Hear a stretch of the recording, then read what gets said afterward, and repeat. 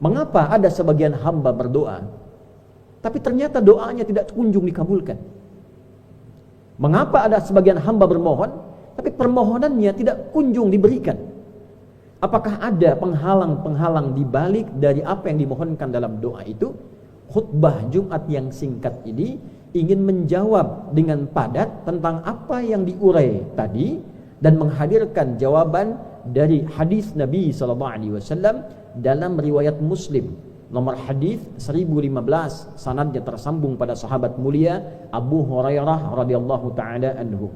Satu kali secara cepat Nabi SAW menyampaikan di kalangan umatnya, qala Rasulullah sallallahu alaihi wasallam atau kama qala, ayyuhan nas innallaha thayyibun la yaqbalu illa thayyiban wa innallaha amara al-mu'minina bima amara bihi al-mursalin faqala ya ayyuhar rusul qulu minat thayyibati wa'malu salihan inni bima ta'maluna alim wa qala ya ayyuhalladzina amanu kulu min thayyibati ma razaqnakum washkuru lillahi in kuntum iyyahu ta'budun thumma dhakara rajula yutilu as-safara as'atha aghbara yamuddu yadayhi ila as-sama' ya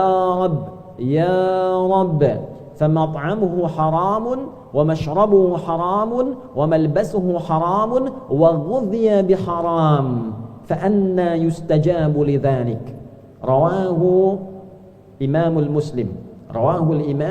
مسلم. Satu kali Nabi mengatakan, memberikan petunjuk kepada umatnya, dan dengan petunjuk itu sampai kepada kita. Perhatikan kaidahnya, dan dengan inilah kemudian khutbah Jumat ini akan diakhiri. Ayyuhan nasu, wahai seluruh manusia, innallaha thayyibun la yaqbalu illa thayyiban. Camkanlah bahwa Allah itu maha baik, maha bersih, maha suci, dan tidak menerima yang sampai kepadanya kecuali dari sumber yang baik, yang bersih, yang suci. Dan Allah memerintahkan kepada semua orang beriman dengan perintah yang sama kepada para rasul.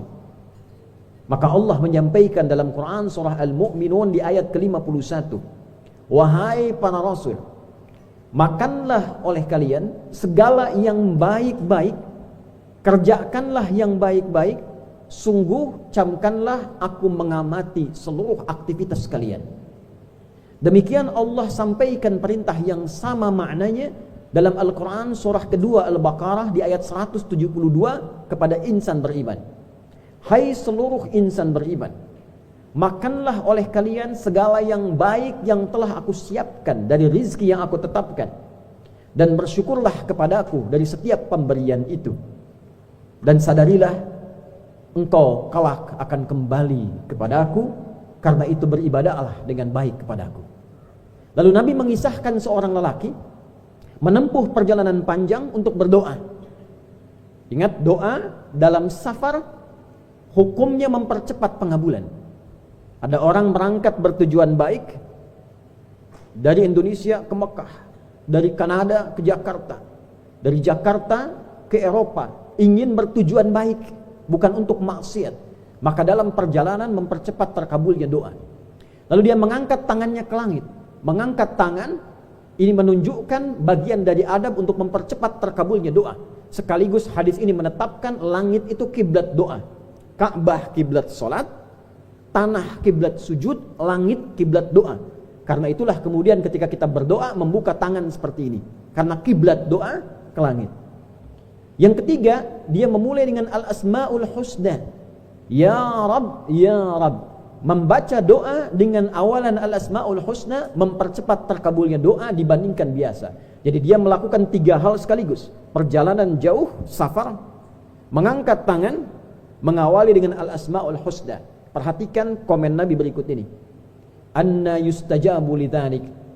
Bagaimana doanya bisa dijawab? Bahasa lainnya, dengan 3 itu pun yang seharusnya doanya 6 kali lebih cepat dikabulkan, Allah tidak menjawabnya. Apa sebabnya? mat'amuhu haramun, karena makannya dari yang haram. Mashrabuhu haramun, minumannya haram. Malbasuhu haramun, pakaiannya haram. Wa ghudhiya biharamin, dan perangkat hidupnya haram. Ternyata yang haram-haram itu menghambat terkabulnya doa. Bukan Allah tidak ingin mengabulkan, tapi haram itu kata para ulama bagaikan sekat. Ini ada gelas, di atasnya ada penutup. Kalau ada penutupnya, Anda mau masukkan apapun ke atasnya, tetap tidak akan tembus ke dalam gelas. Demikianlah orang berdoa. Ketika Allah akan mengabulkan, dia memantul kembali karena yang haram menutup bagian hatinya yang bersih, sehingga cahaya tidak sampai ke dalamnya karena dikotori oleh penghalang-penghalang maksiat. Untuk itulah, anak-anakku yang sedang belajar, tinggalkan yang haram-haram.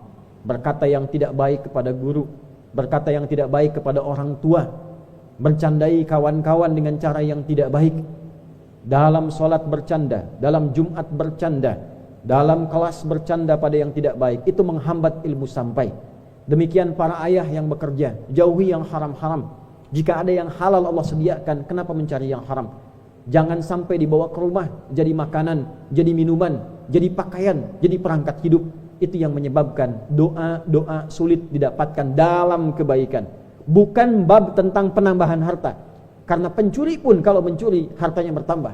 Koruptor pun kalau korupsi, hartanya bertambah. Tapi penambahan itu tidak membuat keadaan dirinya lebih bersih dan lebih baik. Maka jika ada dalam satu kondisi, di masyarakat, di rumah tangga, di sekolah, hidup berbangsa, bernegara, banyak terjadi hal yang tidak baik, ini menandakan ada maksiat, ada yang haram-haram banyak tersebar dalam kehidupan.